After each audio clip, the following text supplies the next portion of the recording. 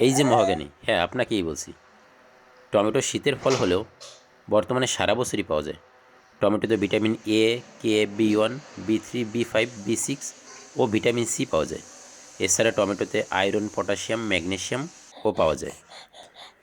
এটি রোগ প্রতিরোধ ক্ষমতা বৃদ্ধি করে, রক্ত শূন্যতা দূর করে, হজম ভালো হয় এবং কোষ্ঠকাঠিন্য দূর করে। টমেটোতে থাকা ক্যালসিয়াম হাড় মজবুত করে। এটি কোলেস্টেরল মাত্রা নিয়ন্ত্রণ করে, একই সঙ্গে রক্তচাপ নিয়ন্ত্রণ করে। টমেটো ডায়াবেটিক্স রোগীর জন্য উপকারী।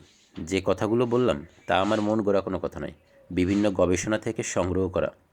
তাই সিজনে পর্যাপ্ত পরিমাণে টমেটো খান, দেশীয় শাকসবজি খান, সূর্যের আলোতে যান, সুস্থ থাকুন।